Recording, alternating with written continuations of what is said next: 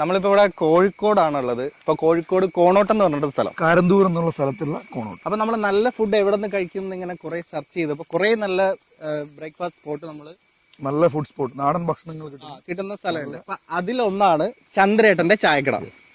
ചന്ദ്രേട്ടാ, ഞങ്ങള് ഒരുപാട് അന്വേഷിച്ച് പിടിച്ച് ഇവിടെ എത്തിയിട്ടുണ്ട് ചന്ദ്രേട്ടനെ കാണാനും ഇവിടുത്തെ രുചി അനുഭവിച്ചറിയാം. അതെ അതെ. പക്ഷെ ഇത് കാണുമ്പോൾ തന്നെ നല്ല അടിപൊളി കിടലൻ ഫുഡാണ് നമുക്ക് മനസ്സിലാവുന്നത്. ഗുണം പോകണില്ല, നല്ല ഫ്രഷ്.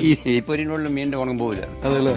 ഇപ്പൊ ഏതൊക്കെ മീനാണ് ഇവിടെ ഉപയോഗിക്കുന്നത്? ഇവിടെ ഉള്ളത് കടുക, പിന്നെ അയില, മത്തി, അയക്കൂറ ഉണ്ടല്ലോ, നെയ്മീൻ എന്ന് പറയുന്ന സാധനം. ഇപ്പൊ ബ്രേക്ക്ഫാസ്റ്റിന് എന്തൊക്കെയാണ് സ്പെഷ്യൽ ആയിട്ടുള്ളത്? ഇതിപ്പം കൈപ്പത്തിരി ഉണ്ട്, പുട്ടുണ്ട്. കൈപ്പത്തിരി പുട്ട്, പിന്നെ കറി കൂടെ കറിയും പിന്നെ മീൻകറി ഉണ്ടാവും. കേൾക്കുമ്പോ തന്നെ പിന്നെ പുഴുക്കുണ്ട്, മീൻ പൊരിച്ചത്. സത്യം പറഞ്ഞാൽ ഞാൻ ഈ പത്തിരിയുടെ കൂടെ മീൻകറി ഞാൻ അധികം കൂട്ടിയിട്ടില്ല. അപ്പൊ ഇവിടെ എനിക്ക് ഫസ്റ്റ് എക്സ്പീരിയൻസ് ആയി. പക്ഷേ നമ്മുടെ നാട്ടിലൊക്കെ പത്തിരി മീൻകറിയും ഭയങ്കര അടിപൊളി കോമ്പിനേഷൻ, നല്ല ലക്ഷദ്വീപിലെ നല്ല കോമ്പിനേഷൻ. പിന്നെ ഇവിടെ അതുപോലെ എല്ലാം അടുപ്പിൽ തന്നെയാണ് ചെയ്യുന്നത് അല്ലേ, അല്ലാണ്ട് ഗ്യാസ് വെച്ചിട്ടൊന്നും അല്ലല്ലോ ചെയ്യുന്നത്.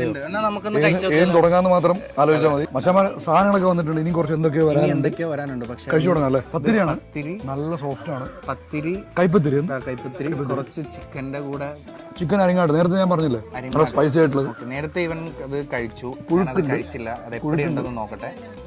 പിന്നെ ഇത് കടുക എന്ന് പറഞ്ഞ ഫിഷാണ് ഫ്രൈ. പിന്നെ അയക്കൂറയുണ്ട്, ഞാൻ അയക്കൂറ എടുക്കും. ഇത് നല്ല ടേസ്റ്റ് ആണ് കേട്ടോ.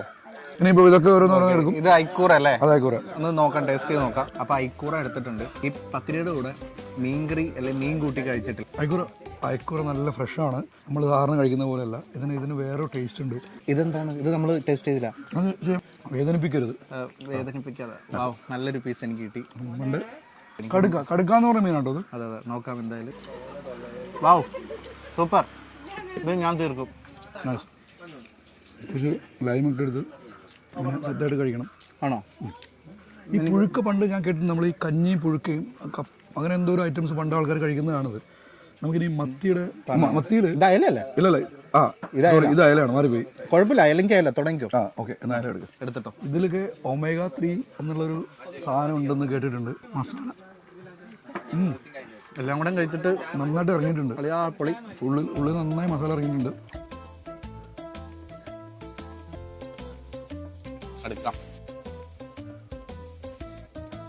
എനിക്ക് ഇവനിടുന്ന പോലെ ഓവറായിട്ടുള്ള എക്സ്പ്രഷൻ ഉണ്ടാവുന്ന അറിയില്ല.